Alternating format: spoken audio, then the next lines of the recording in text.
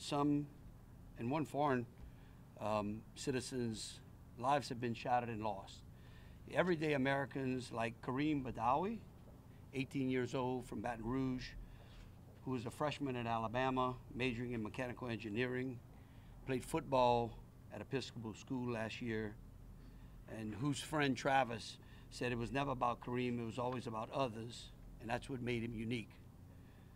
Like Tiger Besh, 27, from Lafayette, who played football at Princeton, worked for Seaport Global in the capital markets, and I quote his brother Jack, who said, "I can't wait to show you the big things I will do in this world, to tell my kids about you and the man you shaped me to be." And his mom, Virginia, who says that evil will not prevail.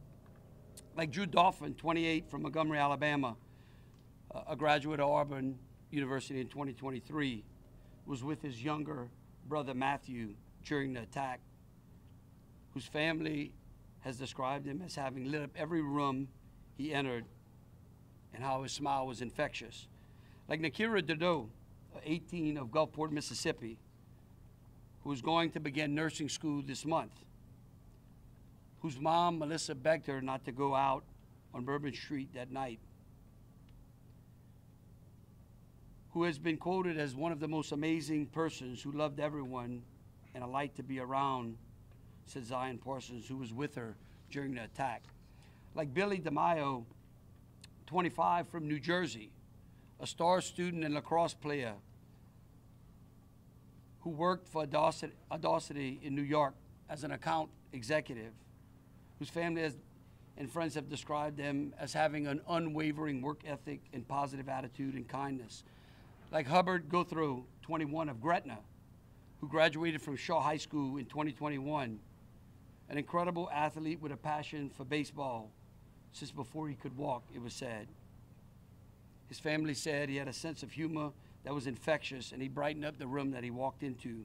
Like Reggie Hunter, 37, of Prairieville, who leaves behind two sons, Landon, 11, and Christian, 18 months old, whose cousin Travis said to know Reggie was to love him, who always was in a good mood. Like Terrence Kennedy, who was one of 9 siblings, who has been said has always had a way of being comical and been loving and kind. And his sister Jacqueline said. Like Nicole Perez, 27, of Metairie, who was a mother of a 4-year-old, Malio, and is described by our Uncle Raul as loving and caring, a person very dedicated to her job and to her son. Like Ed Pettifer of London, England, who worked as a director at an executive search firm, who had relations to the royal family. His family described him as a wonderful son, brother, grandson, nephew, and friend. You know, and it's tragically ironic that his father has, for over 20 years in the service of the British military, fought terrorism and terrorists on their soil, so we don't have to fight them on ours. I want to thank him for his service to the free world, and I'm deeply sorry, as all the other families, for their loss. Like Latasha Polk of New Orleans, a mother of a 14-year-old, a certified nursing assistant, whose family believes that Latasha would have wanted the city to turn out in celebration, but tinged with grief, but not in fear. Like Brandon Taylor, 43, who leaves behind a fiancée, Heather, who was with him during this nightmare, but who has described him as unique. Matthew Tenadero of Slidell, a fiber optics and video professional at the Superdome and the Smoothie King Center. His mom says we will miss everything about him, his beautiful face, his laugh, and how she loves him. And then finally, like Elliot Wilkerson, 40, of Slidell, who had 4 siblings, and whose brother said if you didn't have a shirt on your back, he would try to find one to put on you. No matter what, he was always looking to care for others. You know, each of these victims has family and friends who have to live with the tragedy and the nightmare of these events. Over the last 48 hours, we have all been focused on addressing the needs of each of these victims' families and to ensure that they are properly honored. We began on January the 2nd by ordering all the flags in the state at half-staff from sunrise to sunset. I have personally called into each of the victims' families to ensure that they are receiving the support and the answers to any questions that may have remained unanswered. I issued an executive order declaring a period of mourning for each of these victims on each of the following days under which flags of all the state buildings, schools, and universities will be at half-staff. I requested, and Dr. Kay Brumley, our superintendent of education, has called for a moment of silence in all of our public schools beginning on Monday at 9 a.m. So on Monday, January 6th, will be in remembrance of Kareem Badawi. On Tuesday, January 7th, will be in remembrance of Tiger Besh. On Wednesday, January 8th, will be in remembrance of Drew Dauphin. On Thursday, January 9th, in remembrance of Nakira Dado. On Friday, January 10th, in remembrance of Billy DeMaio. Then again on Monday, January 13th, Hubert Gothrow. On January 14th, Reggie Hunter. On January 15th, Nicole Perez. On January 16th, Terry Kennedy. On January 17th, Matthew Tenadaro. Then again, starting the following week, on Monday, January 20th, Edward Pettifer. January 21st, Latasha Polk.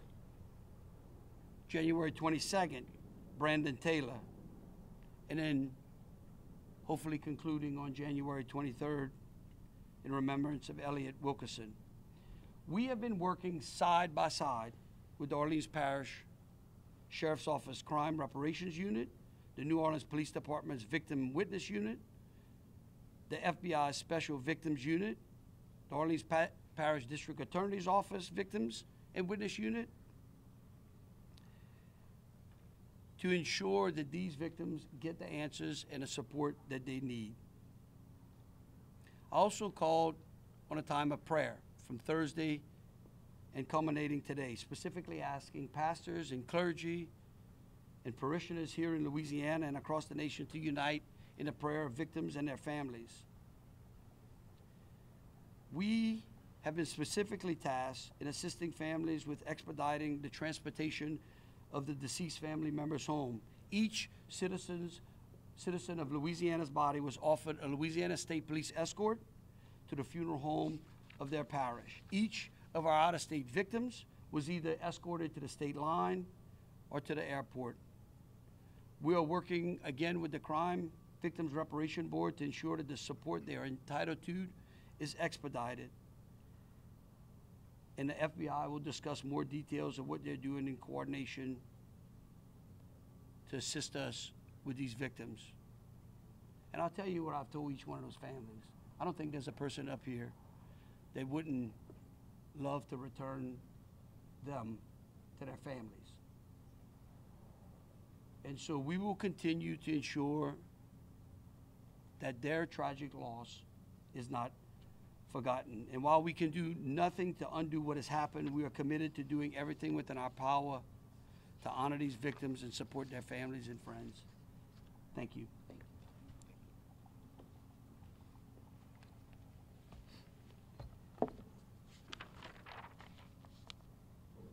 Good morning.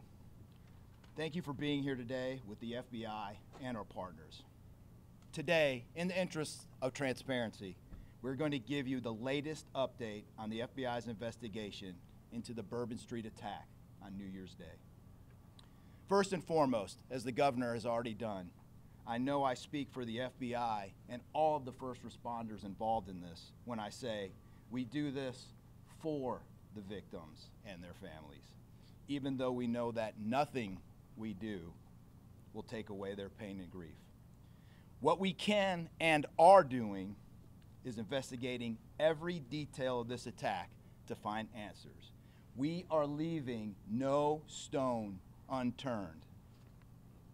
Before I turn it over to FBI New Orleans SAC Lionel Murthel, I'm going to talk a little bit about the overall global and national counterterrorism threat, as I think it's important to understand those threats as it relates to what went on New Year's Day here in New Orleans.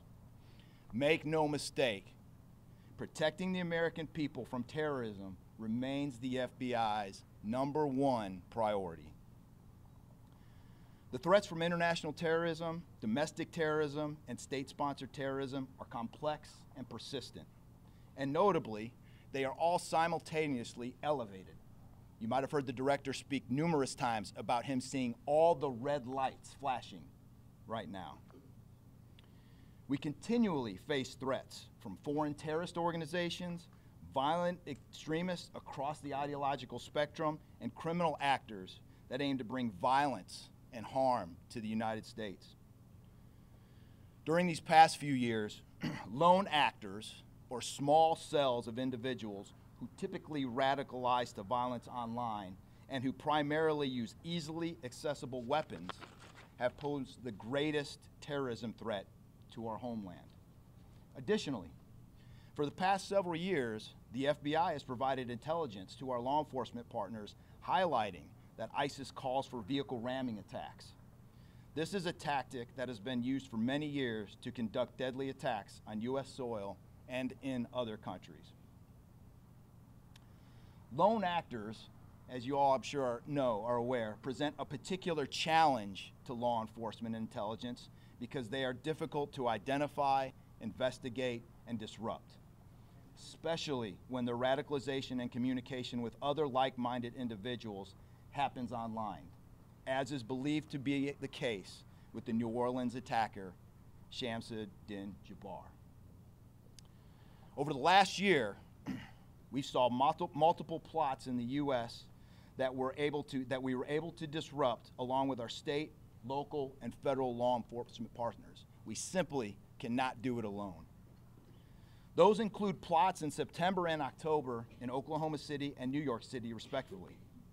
The FBI continues to work tirelessly to combat the threat of terrorism, and that includes constantly working with and communicating with our state, local, and federal partners, whether that is sharing intelligence and information or day-to-day coordination of an investigation. And in New Orleans, that is exactly what the FBI and our partners have done since day one. As it relates to this investigation, all investigative details and evidence that we have now still support that Jabbar acted alone here in New Orleans. We have not seen any indications of an accomplice in the United States, but we are still looking into potential associates in the U.S. and outside of our borders. The case is still very early on. As is with the case with any complex terrorism investigation, as we uncover new leads, receive tips from the public, examine electronic devices, and interview witnesses, the information as we know it evolves into a clearer picture and provides more answers. We have a clearer picture today than we did even 2 days ago. We are much further along than we were previously. I'd also like to take a moment to thank the public for your help so far. You have provided tips that have greatly enhanced this investigation. I don't think the majority of you all in the public know just how critical your information has been for the FBI in high-profile investigations like this one. Your tips and information have been instrumental in the most significant terrorism investigations that have occurred in the last 20 years. So thank you on behalf of the FBI. The FBI continues to surge resources from across the country to assist the New Orleans field office. In addition to FBI special agents and personnel based here in New Orleans, more than 200 additional personnel have been brought in to assist in this investigation in order to process evidence, support victims, and investigate leads and tips. Personnel support includes, as I stated a few days ago, special agent victim specialists, evidence technicians, specially trained crisis management personnel, and intelligence analysts. Additionally, the entire counterterrorism division at headquarters, along with other headquarters divisions, and the FBI's critical incident response group, including our hostage rescue team, continue to work around the clock supporting New Orleans and the other field offices involved in this investigation. We are not done investigating. In fact, our work has only begun. The FBI will continue to dig in and investigate to learn all that we can about this despicable attack on behalf of the victims and for their loved ones. Now, I'd like to turn it over to SAC Lionel Murthel, who's going to go into more specifics of the investigation. Lionel.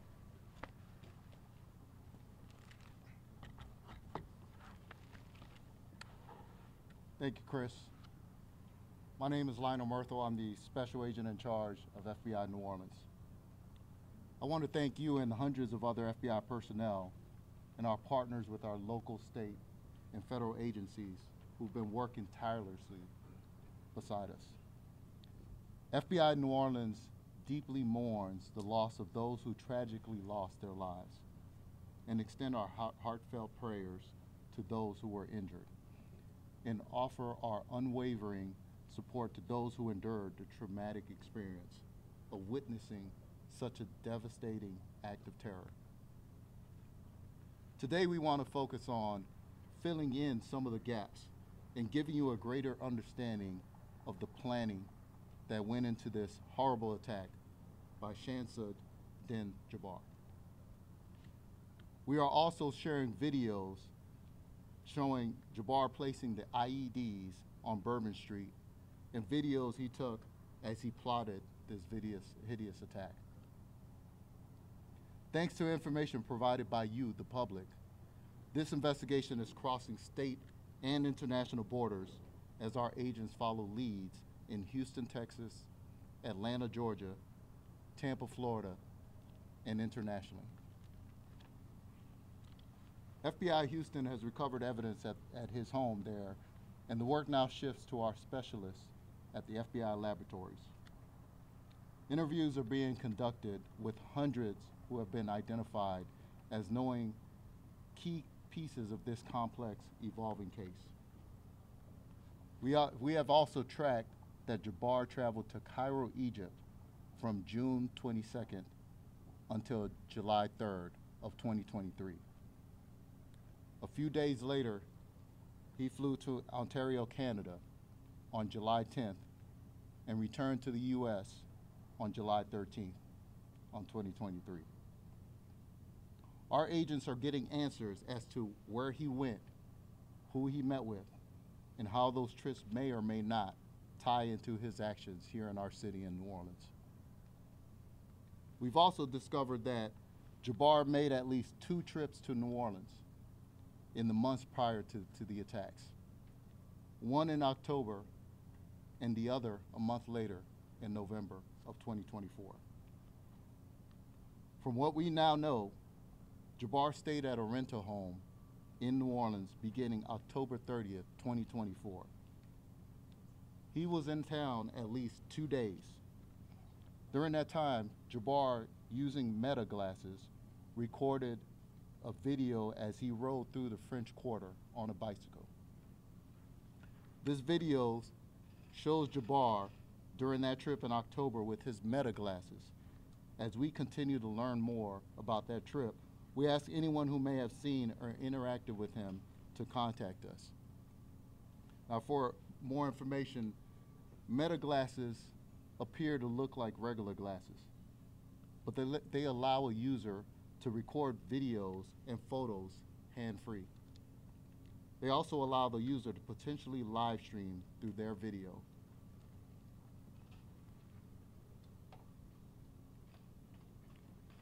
Jabbar was wearing a pair of Meta glasses when he conducted the attack on Bourbon Street, but he did not activate the glasses to live stream his actions that day.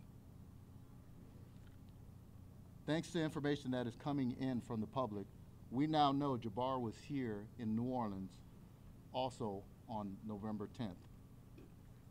But we are still piecing together the details of that trip. Moving closer to the day of the attacks, Jabbar is seen on December 31st at one of multiple gun stores he visited in Texas, leading up to the attack. As we go through the timeline, times we provide are approximate. Jabbar then stopped at a business in Texas where he purchased one of the ice chests he would later use to hide the IEDs.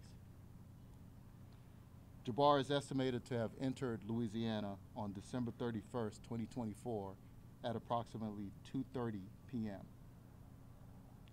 He rented a vehicle that was seen again in Gonzales, Louisiana around 9 p.m. on December 31st. By 10 p.m., home camera footage shows Jabbar unloading the white pickup truck in New Orleans outside of the Mandeville Street rental home in the St. Roch neighborhood of New Orleans. Just under 3 hours later, at 12:41 a.m. on New Year's morning, Jabbar parked the truck and walked to Royal and Governor Nichols Street. Jabbar placed the first IED in the cooler at Bourbon and St. Peter Street at 1:53 a.m. Someone on Bourbon Street, who we have no reason to believe was involved, dragged the cooler a block to Bourbon and Orleans, where our teams found it after the attack. Jabbar placed the second IED in a bucket-type cooler at 2:20 a.m. on Bourbon and Toulouse Streets. In the videos, you see Jabbar wearing the long brown coat we showed you in a photo released earlier. That coat was recovered in the rented F-150. At 3:15 a.m., Jabbar used his pickup truck as a lethal weapon before crashing into the construction equipment and was stopped by the brave men and women of NOPD. Shortly after 5 a.m., a fire was reported at the rental home in the Mandeville Street location in New Orleans. And the New Orleans Fire Department found explosive devices on scene after entering the home. As we released yesterday, we strongly believe Jabbar was solely responsible for the fire on the Mandeville Street in New Orleans. We determined that he set the fire before heading to Bourbon Street, based on the ATF's investigation. I'd like to bring up Special Agent in charge of the ATF Field Division, Joshua Jackson, to address the details of their investigation and to explain the origin of the IEDs and the materials Jabbar used in them. SHG Jackson. Thank you. Good morning. As stated, my name is Joshua Jackson. I'm the Special Agent in charge for the New Orleans Field Division, and I want to share with the media some updates regarding the origin and cause of the fire at the Mandeville Street address in New Orleans. We'll update you on information we developed with the firearms that were recovered from the scene, as well as discuss the explosives material that was recovered in Houston and here in New Orleans at the Mandeville Street address. And I'll kind of close out with some comments about our victim witness coordinators. As to the fire, it was determined by the investigators that Jabbar drove from Houston to New Orleans by himself. Throughout his entire time at that rental location in New Orleans, he was the only one seen coming and going from that location. He left that location at 12:15 a.m. the day of the attack, and that's when he set the fire. We know this because at 12:17, the Nest thermostat converted over from heat to cool. Through the whole time and during his stay, the weather had been cold, and the heat was running inside that residence. It changed roughly 2 minutes after he left because the thermostat indicated that the temperature was rising inside the residence, and it tried to keep up with the fire that was growing inside. Let me explain what happened with the fire. He used an open flame in the linen closet area next to the washer and dryer in a closed-off hallway centered into the residence. This hallway leads into different rooms of the house, bedrooms, the front room, the kitchen. Using this open flame in the linen area, this caused the fire to grow. He also set a half-gallon of accelerant, gasoline, in a plastic gasoline container in that hallway. He also poured accelerant in different rooms throughout the house. We believe he did this, and his hope was to burn the entire house down and hide evidence of his crimes. As the fire grew in this closed-off area, it eventually ran out of oxygen and fuel, and it smothered itself before it spread to the accelerants that were placed in the other rooms. That's why the house did not burn down. At 5:18, neighbors smelled smoke in the air, and they're the ones who contacted 911, and that's when New Orleans Fire Department showed up at this residence and put out the smoldering fire that was there, and that's when they observed the materials inside the house and contacted FBI and ATF, and we secured that location. As far as the firearms that have been recovered in this investigation, it was a semi-automatic pistol that was used by Jabbar, and it's a semi-automatic rifle. The pistol was a 9mm, and the rifle was a .308 caliber. Conducting ATF urgent traces, we determined we did make contact with the individual who completed a private sale of the rifle on November 19th, 2024 in Arlington, Texas. This individual, based on our investigation, does not know Jabbar. This was a chance encounter in having this private sale transaction in Texas. There's no way this individual knew that Jabbar was radicalized or had any sort of awareness that this attack was imminent. I also want to preface that private sale transactions like this in Texas are legal. Additional firearms that were recovered from the scene, and I'm going to call them privately made silencers, and I say that we're calling that because our Firearms Ammunition Technology Division, they still need to make a determination on these devices to ensure that they actually reduce the sound of a firearm to a degree that it can be technically classified as a silencer. But for the ease of public consumption, for you all to understand what was recovered was a privately made silencer on the rifle that Jabbar was using in an attempt to muffle the sound of that rifle as he fired it. We also recovered a privately made silencer inside the Mandeville Street address along with the explosives material. Now, there's been reports in the media about the explosive material that was recovered. That is something that is only found overseas. I want to provide more information. The explosive material recovered at the Mandeville Street address was field tested by a chemical identifier by bomb techs with ATF and FBI. This is a field test. Tested as R-salt.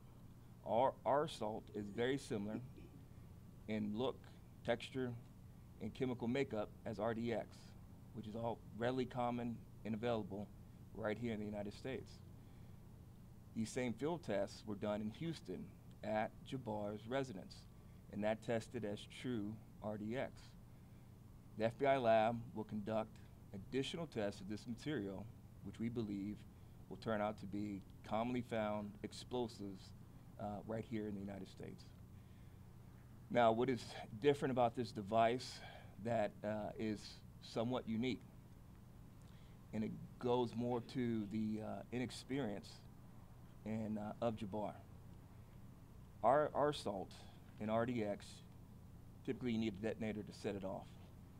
He did not have access to a detonator, so he used an electric match in its place to try to set off the explosive material. That is the only thing that's unique about the IEDs. IEDs themselves, how they were designed, functioned, something that our bomb techs with ATF and FBI have seen. It's not novel.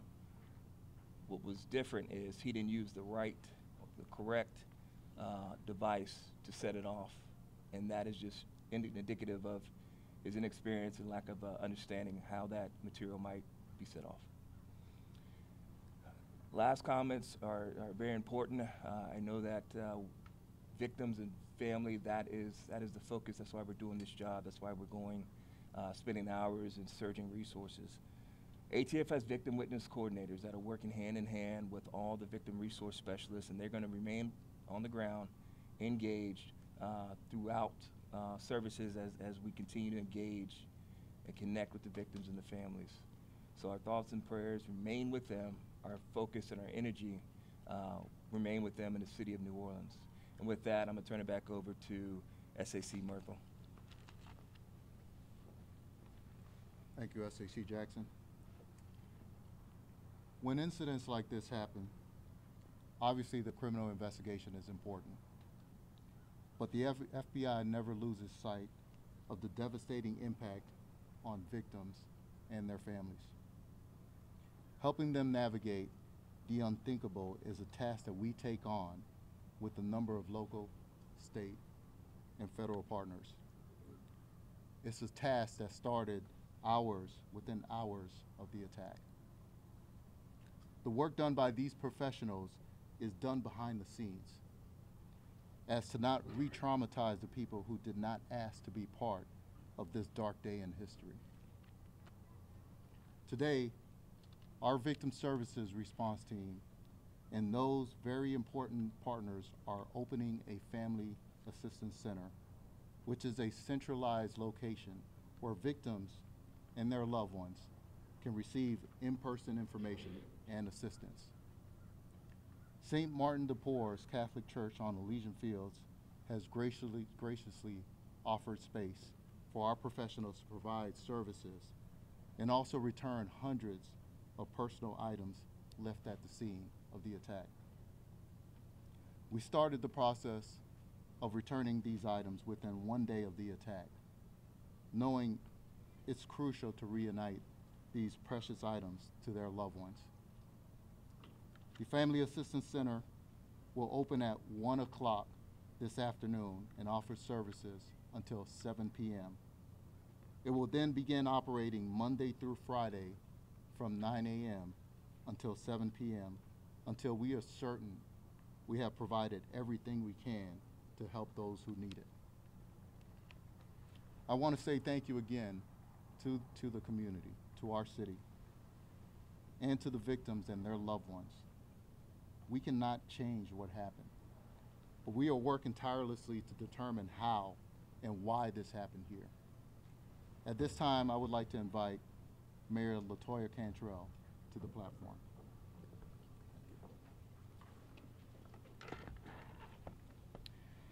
Good morning. Thanking our unified command here, all resources, federal, state, and local, focusing on our victims and our families. From day one, we did not waver in regards to making sure, again, that our victims were a top priority in addition to their families, but also understanding that our victims also include our first responders, our businesses, and employees as well. These services will be extended to all, and we do appreciate that.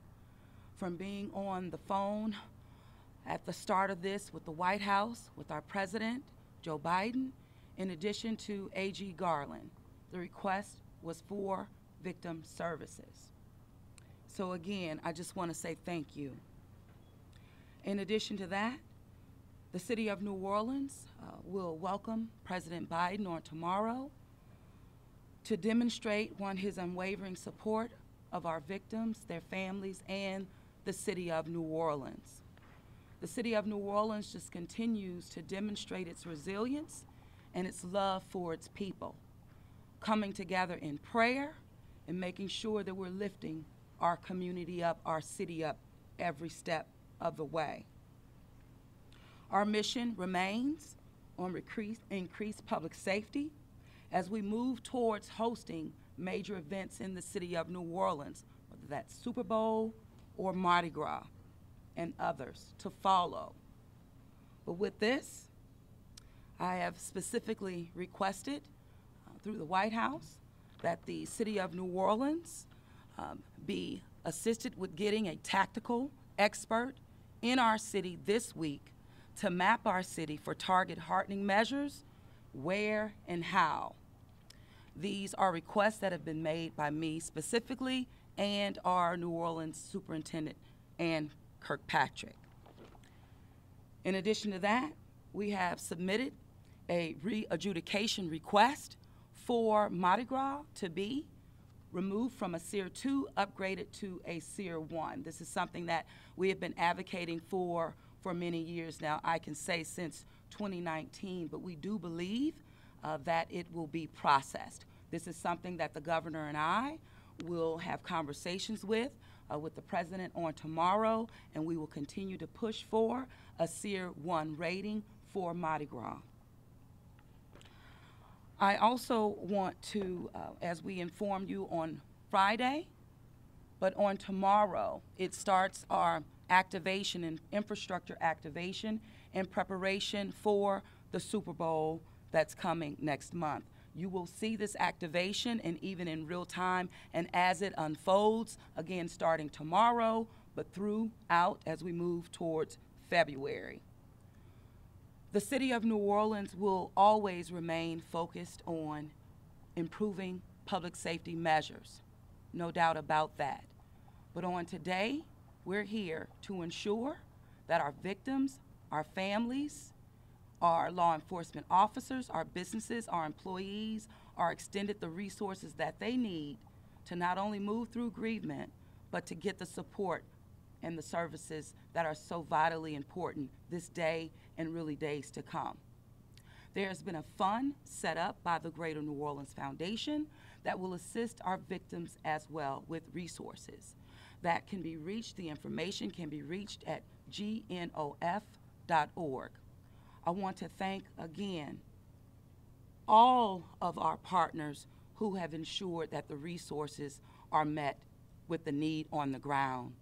I also want to thank just the outpouring of support from residents, from cities, from countries around the world.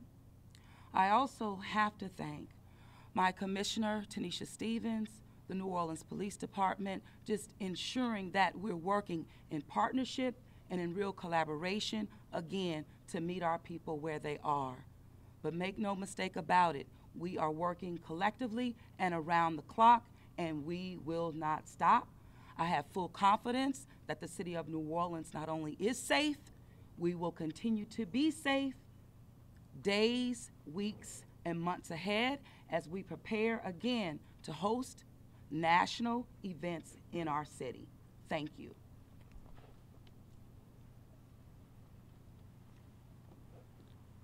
Thank you, Mayor. We want to sincerely thank the public for all the information we've had so far. And again, encourage anyone who may have interacted with Jabbar to call us at 1-800-CALL-FBI or send digital tips to www.fbi.gov/Bourbon Street attack.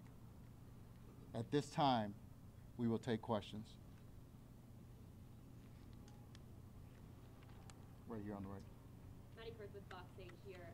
Mayor Cantrell, this is regarding looking forward to security upgrades for our big events, including the Super Bowl. It's being reported that those new bollard systems that will be brought to Bourbon Street are not strong enough to stop an attack like that of New Year's Day. First of all, is that true? And if so, are there plans to revise that before the game? So as it relates to, and as I mentioned, we are asking for a tactical expert to be in the City of New Orleans this week to go over all of our plans that have been put in place by a unified command that we've been working on this literally for months on end. So what we're wanting to do is to ensure that that boots on the ground with that expert advice to determine whether or not these bollards that you're talking about are sufficient. We're also asking if they're not, we're looking for, okay, how and what and where do they need to be placed. So this is a work in progress, and we're committed to doing everything necessary to ensure public safety measures, hardening target areas in preparation not only for Super Bowl, but for Mardi Gras as well. So is there no way for the city to know now if that new upgrade would be strong enough to stop an attack like this? So what I will say is that an expert opinion is something that will assure us that what we're installing meets the need, but if not, we're not stopping there. But what we do know is that the bollards that are being placed now is a part of the Super Bowl package, and the installation has been nearing completion and will be completed in weeks to come. Now, the thorough assessment that I'm asking for will determine if, in fact, they're strong enough. So I can't say with a surety that's the case, but an expert will be able to do so and will respond accordingly. Next question. And Mayor, you mentioned that you're going to bring in this expert and you want them to kind of look over everything. We have parades that are going to be starting on Monday. What immediately can be done to make sure that those parades and the people who attend those parades are going to be secure? So what will immediately be done is what you've seen us demonstrate, even hosting Sugar Bowl in the city of New Orleans. Hardening target areas is something that we will continue to do and deploy our assets accordingly. Including the paths of these parades that are going to be happening on Monday? Absolutely. I mean, this is about making sure that all assets are deployed strategically, again, to harden any target areas for public safety. We know we demonstrated that for Sugar Bowl. We'll continue to demonstrate that in preparation for parades, Super Bowl, as well as Mardi Gras. Thank you. Right here. Kathy Park with NBC News. I have a question more so on the investigation of the images that we just saw, specifically with the meta glasses. Where were the glasses recovered, and did Jabbar wear them during the entire timeline of the attack? Yeah, so the glasses were recovered on the person of Jabbar following him being neutralized by NOPD, and we believe he was wearing them throughout the evening. And he was recording the entire time? So we don't have any indication that he was actually recording, but he was wearing those glasses. Just a quick follow-up question. You mentioned there were other cities, Atlanta, Tampa. Can you dive a little bit deeper as to why those cities were mentioned? Yeah, so Houston, Texas, of course, is where Jabbar resided. We are looking at his travel within the United States. So he has traveled to areas within the Atlanta area as well as areas within the Tampa area. And of course, excuse me? Could there be more arrests? We don't, at this time, we don't have any indication if there will be any additional arrests, but there are also potential witnesses, potential individuals that may provide information at these locations. So at this point, we do want to make sure that we are speaking to all those individuals where he may have visited. Almost here, and then regarding the trip to Egypt, do we know whether it was the first time that he traveled to a country? Did he have any family of acquaintances that were explaining the trip, or do we know at this point who he met with? Yeah, at this time we're still trying to determine the answers to that. That is exactly what our priority is for those international trips. Essentially, we're looking at who has he encountered during those trips, who is he meeting with, where has he traveled while in those specific countries, and whether or not any visits to those countries may or may not have any indication as to the reasons behind this attack in our city. And if I can follow up, do you know at this point whether he received any financial assistance from anybody to be able to finance that trip? In other words, is it probably too early to rule out that he might have gotten assistance from a group or a foreign entity at this point? Yeah, at this time we can't determine whether or not he received any assistance. We do know that he was employed, and at the time of his attack, but at this point we can't rule out whether or not he received any type of assistance. ABC. Sasha Besnick with ABC News. Can you explain his trip to Cairo? On the way back, you mentioned that he had traveled through Ontario on his way back to the States. What was the reason for that detour? Yeah, so we don't know the reason behind that, and again, this is one of the items that we are looking to get some clarity on as to the purpose and reasoning behind each of those individual trips. So we have legal attaché offices in each one of those countries, the FBI does, but we are working with our law enforcement partners as well as our government partners as well to determine those answers. On the arsalt that was used here, as opposed to a much more common, easily gettable compound, does that speak to someone giving him some sort of instruction? How did he get his hands on this more rare explosive? Can you speak more about that? Yeah, I'll defer that question to SAC Jackson. Yeah, so again, this is a field test that was done in the field, right? So all this material is going to be tested at the FBI lab. We believe when the chemist and the lab examines the material, it will be true RDX. Our salt is not as common as RDX, but there's precursor materials at the house in Houston where he made this material. So the field test is preliminary. Let the FBI lab confirm the material, but again, these materials are available here, and at this time there's no indication that he received this material from overseas. Yeah, Brittany Berner, local WDSU NBC affiliate. So do you think that by the person moving the cooler, if he placed it in the fridge quarter, that it potentially discord his plan of what he tackled? Yeah, I have no indication if that either deterred his plan or not. We do know that those individuals appear to be unwitting as to what was inside the coolers when they were moving the coolers or looking inside the coolers. But we don't have any indication that whether or not that deterred his plan. And as a follow-up, you initially it was said that it was other people to be believed to be a part of this. I know you said that you have no reason to believe that now.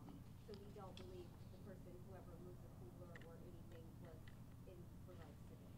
We don't have any indication that the individuals that moved the cooler were accomplices or witting individuals.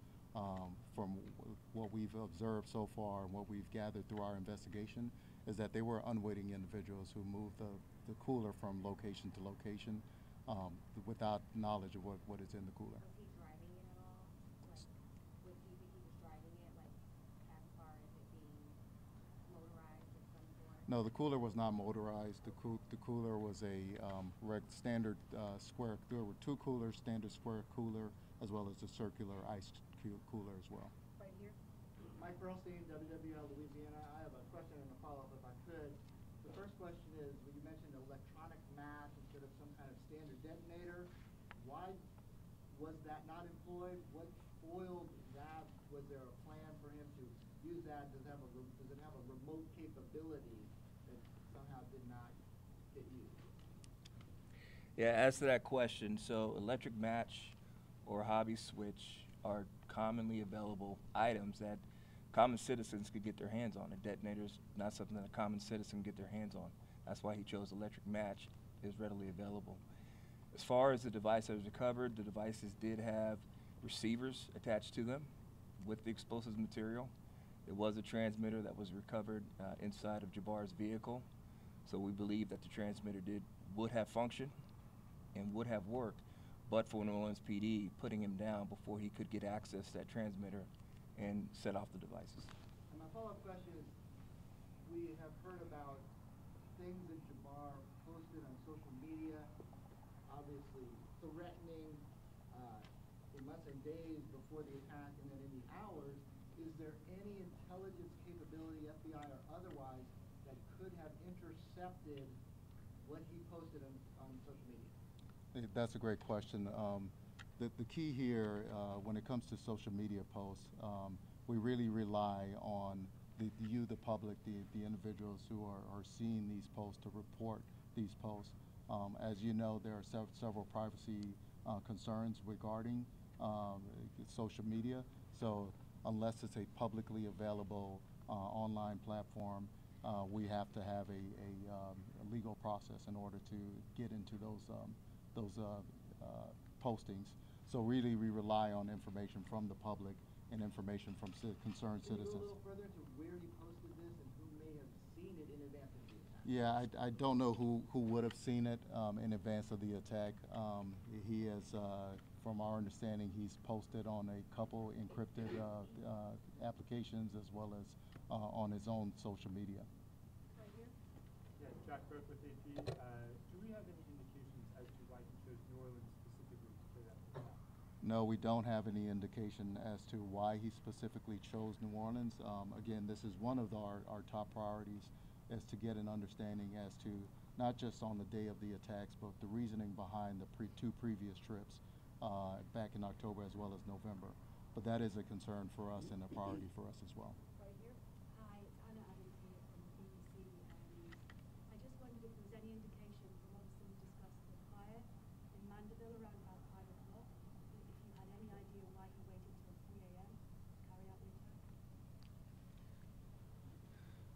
No, I think the timeline is this. So what occurred was he left the Mandeville Street address in New Orleans at 12:15 a.m. Right before he left the residence, he already used an open flame to start a fire in the linen closet. The fire is burning, and we know that because the thermostat converts from heating the home to cooling the home, even though it's cold outside. And it's trying to compensate for the temperature in the house elevating from the fire being inside. The fire extinguished itself at some point after that because it was put in a closed area where it ran out of oxygen and fuel, and it smothered itself. At 5:18, a neighbor down the street smelled smoke in the air, and that's when they called 911 and the fire department showed up, and then we all went over there at that point. So the timeline is, he said it at 12:15 when he left. It lit and it went for some time. It smothered itself at some point after 12:17, and when the fire department arrived, they put out the smoldering fire.